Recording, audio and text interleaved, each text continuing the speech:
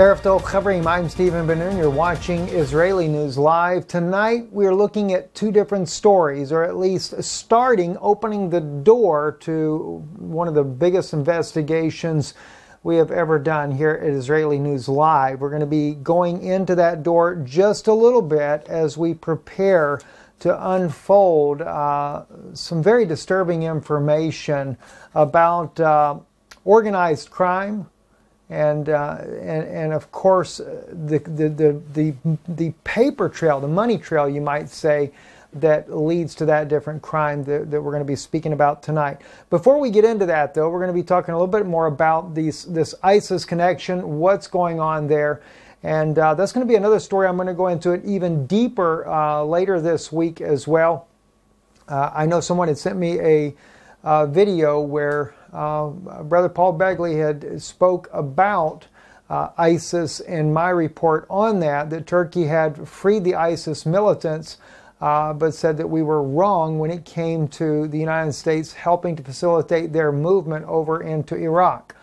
Well, we're not wrong on that, and although Turkey is playing a major role in this as well, we wanted to set the stage for you tonight, and we will go into a much deeper investigation on this. And I realize there's a lot of efforts by people to protect President Trump from any type of news footage that comes out that is not favorable. And I've got good friends, I really do. I mean, Paul's one of those friends. John Moore, another one, good friend, that they really hold President Trump up in high regard. There are many Christians that hold the president up in high regards. And our investigation that we began was not an investigation that led directly because of President Trump. It was an investigation that I started because of the work I had done with the government back in the 80s, and I really became more acutely aware as my involvement in journalism now of just how much criminal activity goes on in politics. Well, that investigation led me down the current road, showing how that the political figures are still heavily involved in these types of how would you call it, nefarious activities, and it hasn't changed much. And unfortunately, President Trump's name has been brought up in those circles of the organized crime that is going on to launder money and everything, all the way down to the wars in the Middle East. Many of these things, well, in fact, not many of them, they are all connected together. They're intricately entwined together, and this is why we want to share this information with you so that you can better understand. And as we go down this, our investigation is not so much to focus on the President of the United States, but it's an entire organization of crime that not only the crime that is committed, the money laundering, the supply of weapons to these terrorists around the world, but also overthrowing of nations, killing of the innocent people that are involved in this. There's all kinds of rabbit trails that you can go down. As the old saying goes, how far down the rabbit hole do you want to go? And I think that is something that is used in their little circles. They use the Alice in Wonderland narrative when they're talking their lingo. So we're going to be going into those rabbit holes there, so to speak, and really uncovering a lot of what goes on. And so I wanted to start first, before I actually begin, just a prelude, only a prelude into this world of organized crime, money laundering, drugs and weapons, and overthrowing of nations, the rich just getting richer, and then, of course, as I also stated in the broadcast yesterday, I personally, when President Trump was elected president, I wasn't fully favorable of him. Not so much because of President Trump. I actually was more reserved when it came to Mike Pence. Since then, I am less reserved about Mike Pence and more concerned about President Trump. And I will tell you right now, I have not a single shred of evidence that implicates Mike Pence that I am aware of thus far. Now, let me just clarify that thus far, I don't seem to have evidence that directly relates Mike Pence into the information I'm going to be sharing with you. Okay, so, and I say that as of right now. I have a source I've worked with now for over a year, and there is a lot of minds in the background that have worked on this information. So we're gonna scratch the surface tonight. I want to first, though, begin and also saying as I go into these things, you know, I have friends in the intelligence community all over the world, and not because I worked with them directly, but I've just forged relationships because of my own background, and I get more information as the time goes on, and building these relationships, I learn a lot, and of course, it's interesting to me because my desire was always for righteousness. I never, you know, even back when I was working with the government, I thought it was like cowboys and Indians, you know, but yet we were the good guys, the Russians were the bad guys, and, you know, it was always expressed to me that that's what we were doing. We were taking out Russians. And when President Trump became president, and they kept talking about this Russian collusion, I didn't realize what was really going on. What was the true implication of this Russian collusion? I thought they were just all upset because, okay, someone in his staff met with a Russian, and, you know, to me, they're just trying to, you know, work out some kind of deal where we can get back to normal relationships, to where we would have a peace with Russia, and the United States and Russia we could drop the sanctions against Russia, quit crippling their economy.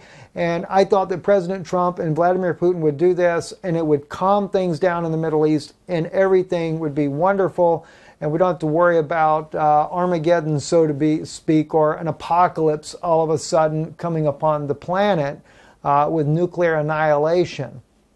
And I'm not saying that that's what we're headed to at this point either. But this was the way I kind of took it when they were trying to say it was Russian collusion. I saw it as President Trump, he was the president-elect, and that this man was actually going to try to bring about peace, and he was fighting an uphill battle. And then, you know, you would hear the things about draining the swamp. But then we start finding out that, I forget if it was Facebook or Google they had taken, at your expense, they had done a poll years in advance of the keywords that you favored most. You know, such as Hillary for prison. They found out that was one of the favorite terms that America had. They did terms like build a wall, make America great again. At one point, President Trump states these were not his ideas. He's being honest. They weren't. These were ideas that came up from this survey they had done to find out what makes you tick. Building a wall, make America great again. All these were just part of a survey that had been done. And I'm not using the right terminology there, so forgive me for that. So, again, it was all a charade. There was nothing really honest and sincere. Other than Trump, okay, he's a businessman. He's a businessman that doesn't release his tax records. He's a businessman that is accused by many women of everything from rape to inappropriate touching and things like that. With you or me, we'd end up in prison if those accusations were out there. A little different, though, when you're president of the United States. And I'm not saying that he's guilty of these things. I don't know. We do know there's enough things circulating out there on the internet, especially after one of his friends got arrested for pedophilia for these underage girls down there in Miami. And, of course, he mysteriously dies. Did he really commit suicide? Was it fake? Did they move him somewhere else? Or was he murdered? Who knows? That's something else I have found in this investigation as well, just like it was when I worked with the government years ago. And maybe I should remind you guys of this as well. Most of you guys are not aware of this because I've only spoke about my time with the CIA in private meetings. And I have spoke with you a little bit, little hints here and there of the things that I was aware of, but I've never given away all the information because there's a lot of crimes that were never solved that I know the answers to. There were a lot of big politician names, including George H.W. Bush, including Senator Graham of Florida, and the former governor of Florida. I know a lot of big names that were involved with this organized crime that was going on, money laundering, drugs that were coming into the United States, and weapons that were being purchased from the Iranians. Yeah, believe it or not, we had a very good relationship with Iran. You remember the whole Noriega, excuse me, not Noriega, but the Iran-Contra affair. So, and I can tell you as well, in fact, a good friend of mine, he sent me some information here. Just as a reminder, he sent me a note today, and he said to me in here, he said, you know, following 9/11, Iran did help the United States to invade Afghanistan, providing them with a roadmap regarding what was needed to be done militarily in a macro and at a micro level, which the U.S. followed and succeeded. They were able to overthrow the Afghans where Russia never could do it before. The Iranians were hopeful the relationships to the U.S. was going to change as a result of this information they were sharing with them, but then George Bush, as we all know, he declares Iran the axis of evil. And his speech is what changed all of that. Following the invasion of Iraq, Khomeini called for the leaders of the Revolutionary Guard and told them, we are next after Iraq unless you turn Iraq into a quagmire that America could get drowned in. That's what he told them they had to do. Strategically, to counter the axis of evil thing, Iran came up with the axis of resistance. And they've done that in Iran. They've done it in Iraq, Syria, and Lebanon. So, oddly enough, I mean, this very information that I have received, it is an admission that Iran has been involved with the Lebanese, no doubt with Hezbollah, which is a thorn in the side for Israel, and also with Iraq, continuing to go on, and even in Syria. But when I begin to examine the situation in Syria, the homeland of the mothers of Israel, the matriarchs of the 12 tribes of Israel, are all Syrian women. Well, for that matter, Abraham also was a Syrian. In fact, the Scripture calls him the Syrian. And in fact, if you read in the Dead Sea Scrolls, the book of Genesis there, he also speaks about being a Syrian. And when he comes down to the Jordan River by the Dead Sea and he crosses over into the territory at that time, he called that Egypt, because that was part of the greater Egyptian province at that time when Abraham was headed down to Egypt. But at any rate, you know, he shared this information with me, and he spoke about how that Iran was going to try to break that axis, which can also enable Iran to be a future supplier of energy of the European Union. Iran has the biggest proven natural gas reserves, in case you didn't know that yourself. The stuff in Syria started, and that's why Qatar was the initial money behind the Syrian revolt, since Assad had rejected Qatarian plans for the export of Qatari gas through the Mediterranean Sea. Now, we already know that. That was the whole big issue. This is all, I guess you could really say this was under President Barack Hussein Obama when this happens. You know, that Bashar al-Assad wasn't going to allow to have the U.S. nor Israel involved in the gas pipeline coming through his country. But instead, it was Iranian gas, because they have the largest in the world. And that's something I didn't even know, that the Iranian gas was what was going to come through there. Well, It doesn't end there, though. All right? Then we have here that after the Saudis' change of heart following the Aramco attack, America was left with no choice. They had to do something before they lose the Saudis, right? The way they lost Turkey. So, all what you see happening in Syria and Turkey, the demonstrations in Lebanon right now, and the demonstrations that are going on to restart in Iraq from this Thursday. By the way, keep that in mind. They're going to start the protest in Iraq on this coming Thursday. So, for those of you, or let me just say like this here. Brother Paul, I know you listen to broadcasts, and I want you to know I do love you, brother, very much. And I just haven't had a chance to sit down and really seriously talk to you about this latest details. We've talked before, and I've shared a lot of things with you because I want you to know what's really going on.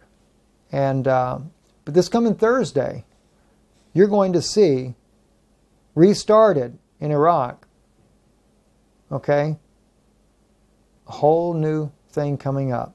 In the last attempt by the U.S. to prevent its downfall in the Middle East by breaking the Iranian axis. In Iraq, their man for this part of their plan is a thug called Muqtada al-Sadr. I want to show you who that is. All right, that's this guy right here. Now, you see him with the Iranian Khomeini, Muqtada al-Sadr. And the question is in this article here by the Al Monitor is, what's he doing in Iran? Well, it says that Sadr appeared in a surprising video September 10th. This is, of course, a month ago, commemorating the third Shiite Imam Hussein bin Ali. Sadr can be sitting between Iranian Supreme Leader Ayatollah Ali Khamenei and the Quds Force commander Qassem Soleimani. All right, so that's what we have right there. He's seen in that picture. Let me just share some things with you. He says, however, he is the guy that Iran used to start the troubles in Iraq. That man right there. He's the guy. Iran used him to start the troubles in Iraq. After the American invasion, however, he and Iran have been in disagreements over a lot of issues lately. He came on top in the last Iraqi election, but was outmaneuvered by the others who were more aligned with Iran. That's because they're falling out of favor. Remember I said to you recently, this whole deal, what's going on right now, is they're bringing ISIS back into Iraq because they have to overthrow this man here. He went to Iran in the summer and was there for 2 months trying to meet with the authorities. Neither General Soleimani nor President Rouhani agreed to meet with him. At the end, Khomeini agreed to see him. Okay, at the end, Khomeini agreed to see him. That's what we see right here. Whatever happened in that meeting, nobody knows, but judging by his actions, it must not have gone very well. The plan is to destabilize Lebanon, destabilize Iraq, and then break the axis in the middle, so at least by the sea. As far as the U.S. is concerned, there are some plans for Syria as well that we will not know about. Maybe pretty soon, and of course, for Iran itself. So, this is what we have going on in the Middle East. It's a major, major undertaking.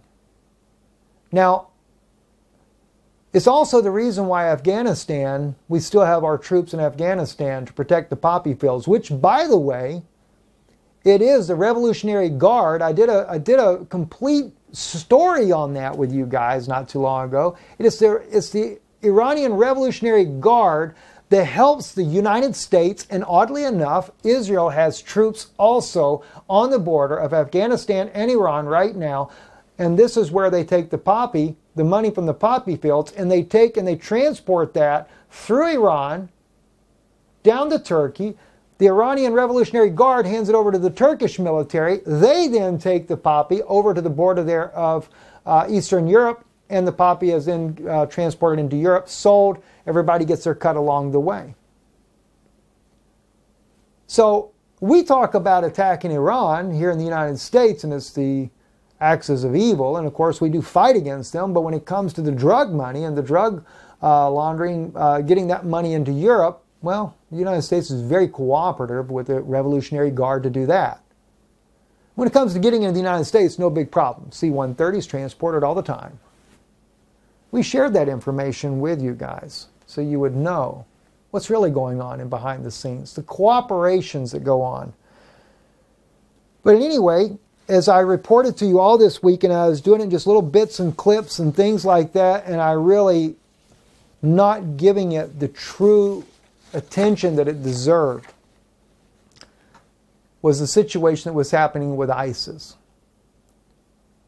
I shared with you already. The Israeli government, and this is not from my source there, I sat down before with former military personnel in Israel a few years back, and they shared with me that the story going in amongst the military ranks of Israel is that ISIS militants have been seen wearing tzitzit.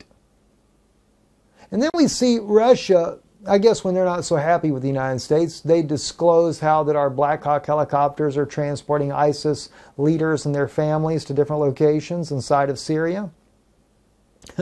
Wow. What a mess, isn't it? And then I got the information that I shared with you guys this morning, and at the same time, this story on Business Insider goes out this morning as well.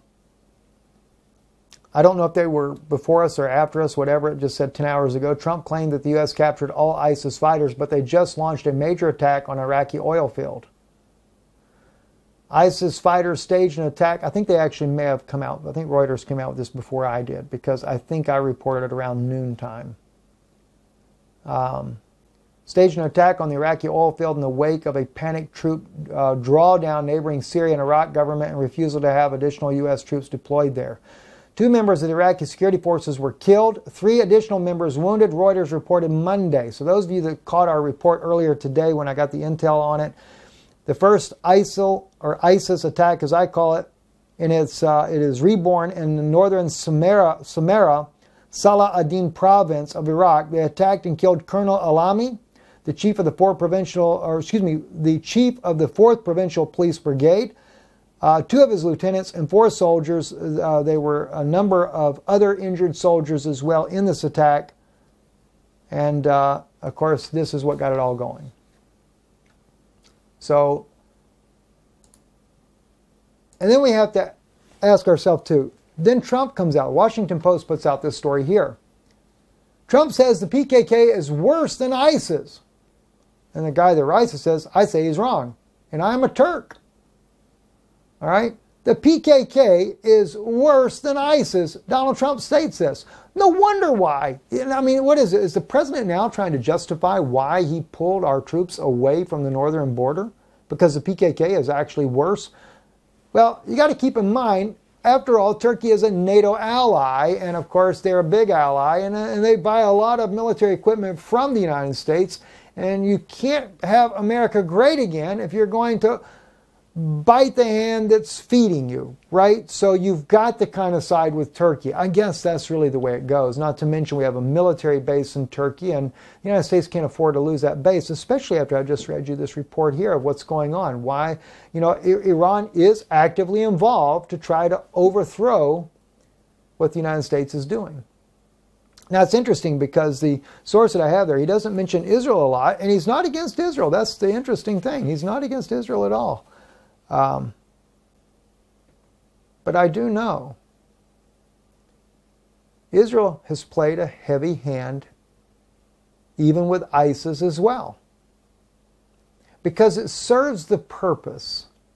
After all, the Chinese are working with the Israeli government to put the pipeline in, also to build the Haifa port. I've shared with you guys before as well all those pipelines that are being placed in there by the Chinese. And that's because they fully intend to bring that gas pipeline from the Middle East, from all the way over there to the other side when we mentioned earlier, Qatar. They got to bring that gas pipeline in from Qatar. They do not want the European Union buying their natural gas from the Iranians. But yet Russia is done their pipeline as well, and they have tried to include the Turks in it in order to gain a leverage there and bring that through Iran. So we're going to see. This is the whole Middle East is about to explode again. This is what I'm really trying to get down to the bottom of this for you now. ISIS militants have been freed. And I'm going to really dig up that information for you on this when we go back in history and take a look at some of this so you can see what's going on. But I also said to you at the beginning of the broadcast here, I'm going to touch on two things for you today. I've noticed here today, this came out on BuzzFeed News, the investigation into Rudy Giuliani's associates has widened. Federal investigators have acquired records, many obtained earlier this month by BuzzFeed News, showing a whirlwind of lavish spending by Lev Panaras and Igor Fruman, two key operatives who dug up dirt on Joe Biden for President Trump. Now, before you freak out and say, oh my God, they're just trying to bring down Trump, I can't believe it. He said he's a Christian. And we believe he's a Christian because why? We got multi-millionaire Christians, or at least professing Christians, that are saying that Donald Trump is a godly man. He's had a changed life. After all, he's got, what, 27 evangelicals that are supporting him? How could he ever do anything wrong? Couldn't. It's impossible. This is just the Democrats. I don't give a flip about Democrat or Republican. Although I have always been a Republican, never changed that status, but I've never been loyal to either one of them because, well, never was a Democrat regardless. It seemed to me that Republicans shared more of the value that I believed from the beginning. But I realized early on from what I had seen in my own life that behind the scenes, it's a totally different picture. You have the Israeli lobby that can really run both sides of this fence. And so therefore, and we learn a lot of this information here from former Congressman Cynthia McKinney. We had her on in our interview, and how she had exposed the power grip that the Israeli lobby had on politicians in Washington, D.C., both Democrat and Republican. How that they were having to sign a declaration of standing with Israel. And here they are, you know, listen, I'm not against anybody that stands with Israel. The only thing I ask you to do is take a serious look at how you do it. So I want to clarify that in the beginning here as well. Because 2,000 years ago, we had a Roman Pharisaic rule. 2,000 years ago. The Roman Pharisaic rule in Israel 2,000 years ago put Jesus, your Lord, to death on a cross. All right?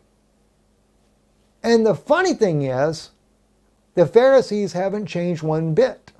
Now they try now to blame this on the Sadducees. They say it was the Sadducees that were in control of the Sanhedrin, and they're the ones that put him to death. Not according to the Hebrew Matthew that's sitting over here on my shelf. All right? And that's based on 28 fragment writings of the book of Matthew, all in Hebrew, that testify that the Pharisees were on the Sanhedrin, and they're the ones that condemned Jesus to death. All right? And I shouldn't say that all right all the time. Forgive me. But when we're dealing with this issue of Pharisees and the Roman government that put and sentenced Jesus to death and also persecuted and tracked down his apostles, those that believed his teachings, many of them were tortured, found charged and killed, and everything you could possibly imagine were happening to the saints of those days. Even Paul was going all the way to Damascus to hunt them down and bring them back to trial in Israel. So think about how serious this was. So what side do you want to stand on? Because today in Israel, we still are dealing with believers that believe that Jesus Christ is the Messiah, And they're persecuted like you could not even begin to believe. I've got friends there personally. They're afraid to speak out because of what would happen to them if they did. Some of them do speak out. But two, the Roman government, whether you want to look at it as America being Roman or the Vatican being Roman and Italy or whether you want to consider the Pharisaic, ultra-Orthodox, Hasidic group that is almost now completely in power over the Knesset and that Roman rule from around the world. And of course, you know, as someone sent me my wife was showing it to me, advertising the gay events for Tel Aviv. Globally, come and visit. The worst third trimester abortion case you could possibly have on the planet, right out of Israel. Netanyahu's administration pulled all this off for you.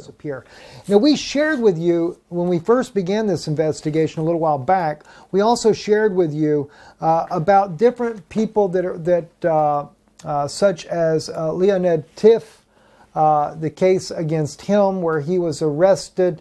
He was a Russian that came into the United States, was found guilty of money laundering. There were connections with him. Lev Lviv, who also is, according to Haaretz, the Israeli billionaire with ties to Jared Kushner and to President Vladimir Putin. He is a heavily involved in the Chabad community inside of Russia. He gives more to them than any other person that I'm aware of. He's also involved in financing places inside the West Bank, and especially, as the Israelis would call it, Judea and Samaria. And then we have, of course, some other figures that are coming out right now that is breaking in news, which I'll be getting into in just a little bit. But on these types of individuals, we spoke about how that also Paul Manafort, which I bring this article up here because it says indicted Giuliani associate Igor Fruman taps Manafort's attorney. That's Paul Manafort's attorney in this latest sting that's going on up around Washington, D.C., also in New York.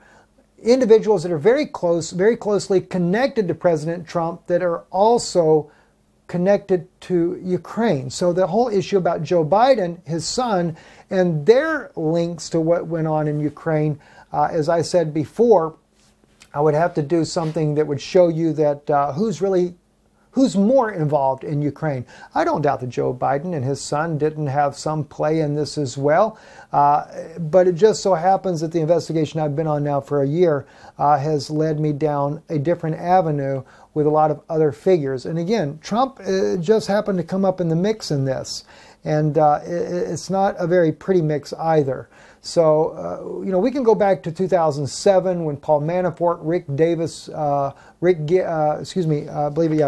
as well, were involved in, they had a company called Pericles, I believe that's out of London, and they took using a shell company, they purchased the telecoms communication company in Ukraine. That, according to the source that I had, was used to help put Yanukovych into power as far as the advertisements that was used on this channel there. But it was also used later to orchestrate the Maidan coup. But while Yanukovych was in power, there was a lot of siphoning off, selling the gas that was coming in through Ukraine illegally on the black market, all kinds of things that I could speak about on at another time there.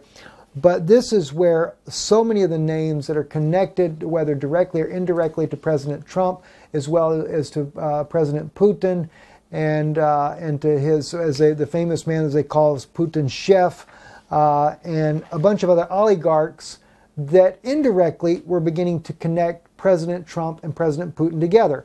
And I said to you guys from the very beginning, when I first saw President Trump become President of the United States, I didn't know about these things.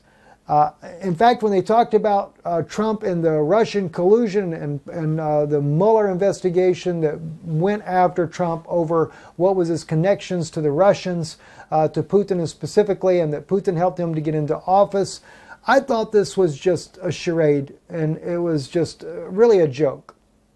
And in my opinion, if President Trump's guys were meeting with Russians in the background to try to help forge some kind of peace with Russia so that we could drop these sanctions and end these years-long sanctions against Russia, bring about some peace in the world, end the war in Syria, I thought it was a good idea. I didn't realize just how deep the crime was going and what was really happening. So what I'm going to share with you here is only the tip of the iceberg. All right? It's giving you a little insight on the investigation that we've been doing with a source that we've been working with in many, many, many interviews over the course of this last year. And it has brought me to some completely different thoughts on things that are happening in the world. And it also, I got involved in this because of my own time that I spent with the CIA, working with them and learning how things are done. And then later in life, finding out that what I thought was a good thing, I thought we were hunting down Russians, I thought we were getting rid of the bad guys, only to find out that in reality the CIA was involved in corruption. They were involved in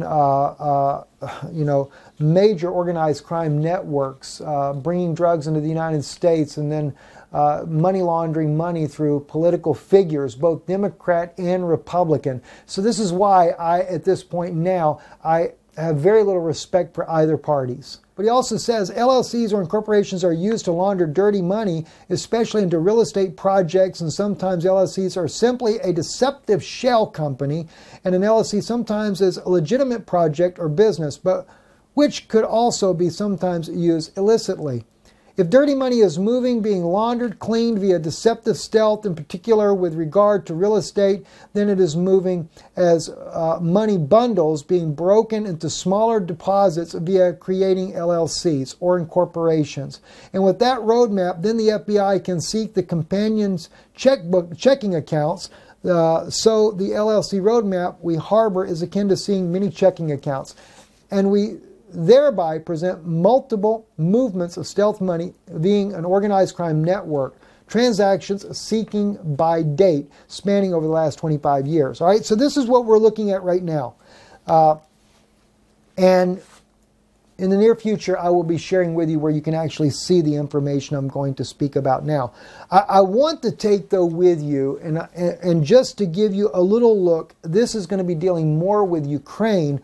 But what I want to share with you, because we have some key figures that have popped up in the news here lately, BuzzFeed, for example, investigation into Rudy Giuliani's associates has widened. And of course, these two men right here that you see pictured on here, Lev Paranis and Igor Fruman, are just two of those characters. And those two characters there are very much connected at the hip to not only Rudy Giuliani, but even President Donald Trump.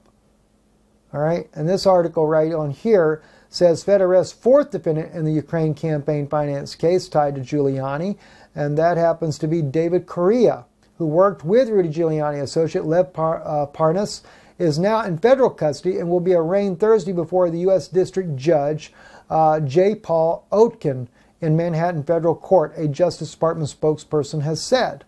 So, let's take a look, and as I speak about these men here, or you'll hear their names coming up in this interesting network of corporations, and we'll talk about things that have happened in the timeline here, and how companies are minted and created right at the time that these things are taking place. So, is it coincidence, or is it really organized crime network? And like I said, I'm being sent another 90 pages of documents that is going to back up what I'm going to share with you here, just backup evidence for that.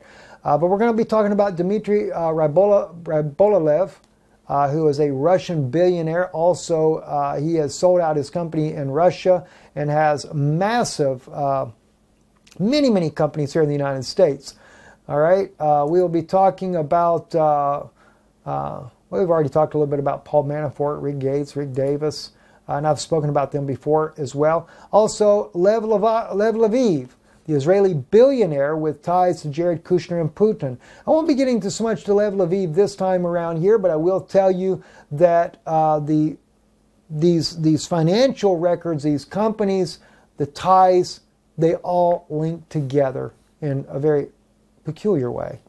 All right, let me back up just a little bit though. I'm going to share with you some information. We're going to go back to 2010 and 2012 and 2014 before I bring you up here to 2019. And then we're going to be looking specifically, because I want to follow the trail that shows you a very odd and peculiar connection with Ukraine and all these different men, and how it goes right back to the White House. Think about it and listen in. All right, on November the 1st of 2010, this is kind of what I showed you in the camera the other day. So I'm sure some people maybe looked at that, wondered about it, stopped the camera, look at it again. But in November the 1st, 2010, in Tennessee, there was a company minted also in Delaware called Strategic Receivable Management Solutions. All right?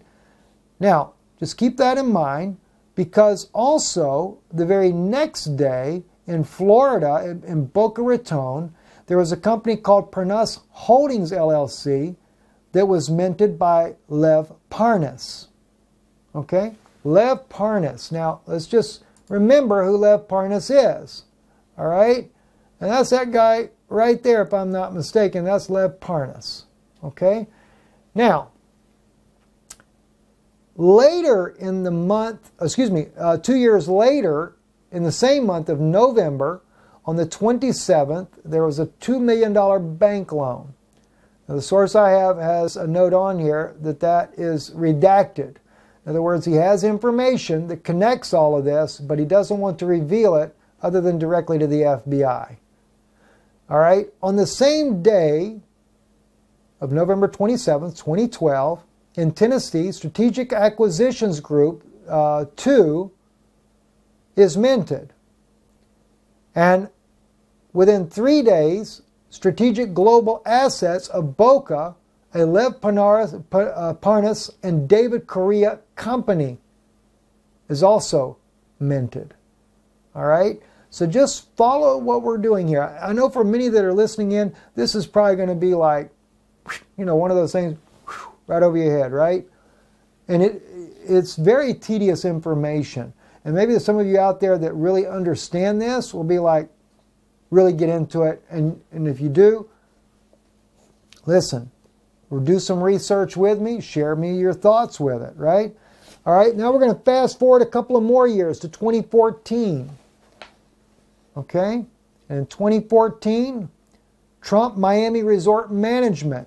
There's a connection to Lev Parnas with Trump Miami Resort Management that is minted in New York on August the 28th of 2014.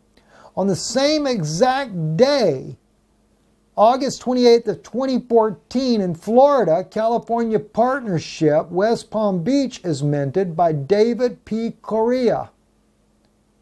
One of the very guys that just got indicted, one of Giuliani's friends, right? And then the very next day, in Delaware, Mark's Jupiter is minted by Donald Trump. Why are these guys all minting corporations right here at the exact same time frame? Makes you wonder, doesn't it? Now, it's really kind of weird how this works out. If you remember, back in April the 9th, 2018, the FBI does a search warrant of Michael Cohen's, and of course President Trump is really bent out of shape about that. All right? Now, I want you to hold this, because not only do we find that there are what seems to be coincidences, but it can't be coincidences when it's over and over and over and over, but we find these companies that are minted, even sometimes the same dates a year later, we get identical mintings all over again. So right after Trump is publicly criticizing the FBI for its investigation, the collection of evidence of Michael Cohen, his attorney, the very next day, Blue Sky Entertainment is minted. Also, Nova Marketing is minted, and that's in Florida. Miami Beach, actually. There is a question whether or not it has any relation to Columbus Nova. And that company is also on the same block as Trump Tower, by the way. Even though it's minted in Florida, it's on the same block as Trump Tower. And there is a note that they believe that this is connected to Vixelberg, which they also note is tied at the hip with Trump. Now, these are just kind of minor ones right here. It's going to get really interesting when we get into 2019. All right, but I wanted to share some of these with you. All right. Also, the very next day, on April the 11th of 2018, there is a DSHAZ LLC that is minted in Pinecrest, Florida by John A. Miller. Now, those of you who know anything about John A. Miller, this is where we have all these little articles in here about Donald Trump masquerades as a publicist to brag about himself, according to the Washington Post. And, you know, they're accusing Donald Trump of using this as an alias, right? Well, just so happens that John Miller, though, does on the April the 11th, 2018, mints a company. By the way, there is many of these companies minted by this alias John A. Miller guy. It follows a very interesting trail if you look over this whole span of time that this information is done. But then also on the same day, Strategic Solutions and Services in Memphis, Tennessee is minted. And Hugo Partners 1 in Destin, Florida, a New Orleans company, is minted. Now, oddly enough, if you go the very next year, April of 2019, on the same day, on the 10th of April, and of course the day after, we know that the John A. Miller does this one really strange LLC minting. A year later, John A. Miller is at it again. This time he's minting a company called Royston Thomas Holdings LLC in St. Pete, Florida. And then the same day, Global Energy Partners is minted also. And if I'm not mistaken, attributed to John Miller.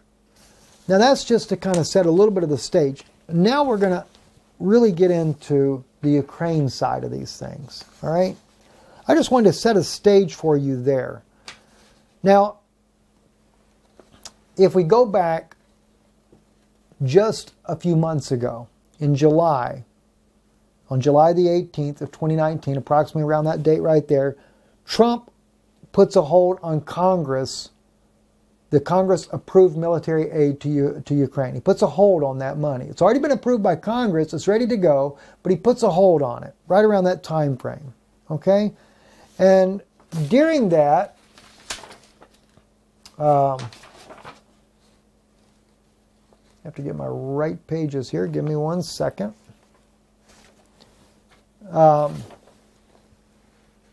When that happens there, same time he puts a hold on that, there is a company that's minted in Tennessee called Strategic Renovation in Hendersonville, Tennessee. And that company is connected to Strategic Global Assets of Boca Raton, Florida, a Lev Parnas and David Correa company. And again, if you remember, David Correa, also Lev Parnas, and one other guy here. All these guys connected to Giuliani and also connected to Trump. Some of the articles that are just coming out about these guys now being arrested, etc., with ties to Ukraine, taken into custody. All right, so keep that in mind. They're connected right there. All right, that's July 18th of 2019, right after Trump was withholding this money. Okay, so on the 19th, the very next day, there is a company minted called Paradise at Blue Sky LLC. It's done in Delaware, and that company is actually tied to Dmitry Rybolovlev, the Russian billionaire. Isn't it kind of strange how Dmitry Rybolovlev mints a company right at the time that President Trump is putting a hold on the money, the funds to Ukraine. And again, it may seem like, oh, no big deal, it's just a coincidence. Way too many coincidences. All right? And we also have on July the 25th of 2019, Trump gives a call to the Ukrainian President, Zelensky, encourages him to investigate Joe Biden and his son. And I know that people say, well, that's not impeachable offense, and I'm not here to say that it is. Really, to me, it doesn't make any difference. Because I don't doubt for a moment that Biden and his son also are involved in this kind of mess as well in Ukraine. As we had done a broadcast, I don't know, close to a year ago on this subject, we showed you back then how that Paul Manafort, Rick Gates, and Rick Davis were also involved in siphoning off millions of dollars of money from Ukraine and this whole venture with the Russians, okay, with the Russian oligarchs. And of course, they stiffed some of those oligarchs that are not very happy with those guys either. But as we go on, though, we continue to look at what's going on here. 3 days later, Giuliani, on July the 28th of 2019, goes to Madrid, Spain, and meets with Zelensky. That seems kind of weird, doesn't it? Then on the 31st of July, President Trump calls President Putin. Makes you wonder what they really talked about, right? Well, the weird thing is the very same day that Trump has that phone call with President Putin on July 31st of 2019, Global Energy Producers is being minted in Delaware, and Lev Parnas and Igor Fruman,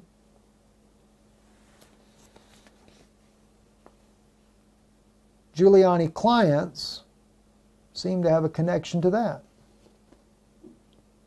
So GDG, Global Development Groups LLC, there is a partial timeline on that coming up, which I won't be bringing that out today. But we jump forward a couple of months. We come into September the 11th of 2019. Oh, I'm sorry. Before I go into that, not yet, not so quick.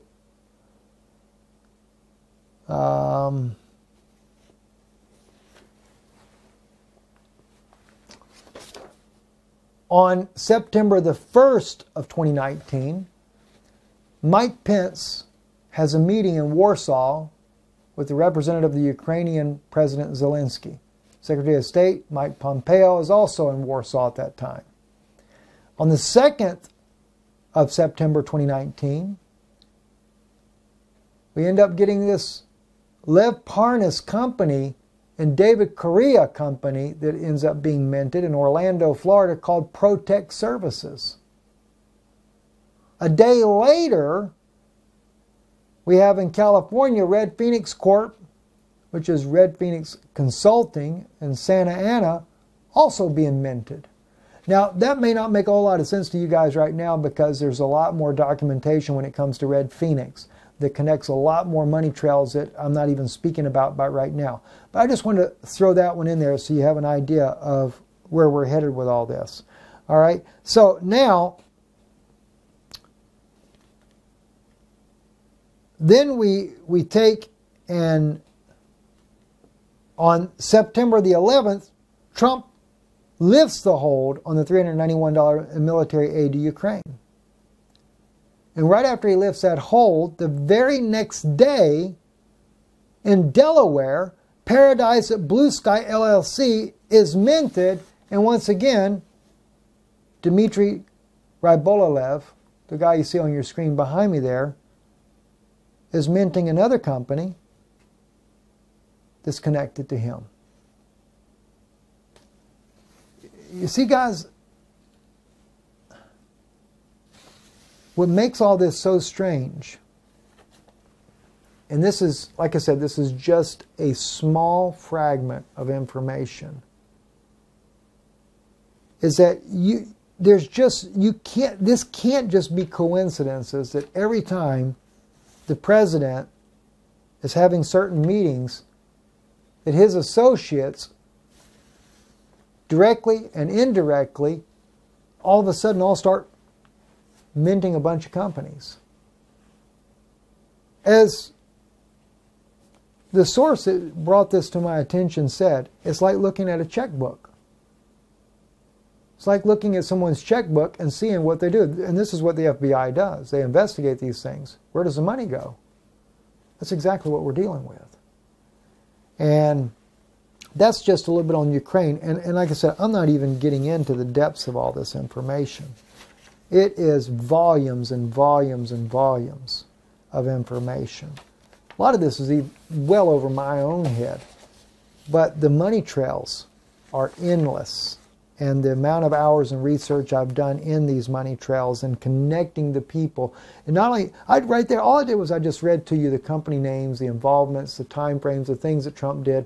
When I really lay this out, again, I'll only do a small portion of this information. But what I'll do then, I'll go deeper into it. I'll show you the connections. I'll show you the companies. Like tonight, what I did, so you could understand who we were talking about, I'll show you some of the images of some of these people, how they're being arrested and things like that. And that's the only reason I decided to go ahead and bring some of the information out tonight. Because I see some of these arrests that are being made of people that are connected to President Trump, and yet I know where this is all going. So I wanted to share some of this with you. So when we say these things, we don't just say it to say it. And again, hey, I would have wished President Trump would have been the best president ever. I really do. That would have been my greatest desire, is to see this nation come back. But the money laundering and the organized crime goes far deeper than you could ever imagine. And once we get into the other parts of this, I don't know if we'll go into Khashoggi or not, but there's a major money trail on Khashoggi as well.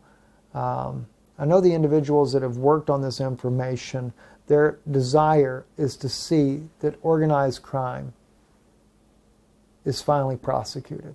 Whether or not that'll ever happen or not, I highly doubt it. I really doubt it. Whether or not this will even affect President Trump, I highly doubt it.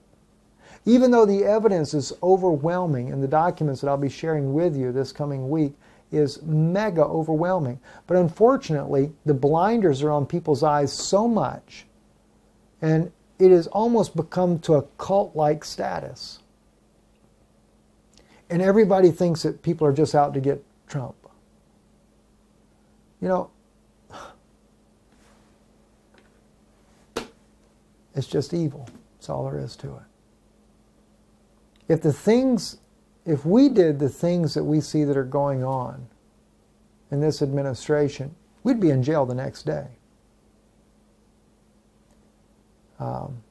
Let alone when they accuse, well, I won't even go into that right now. Listen, if you want to stand with truth, stand with us. If you're interested in having your ears tickled, you already know where to go. Okay? There's enough people out there that will tickle your ears.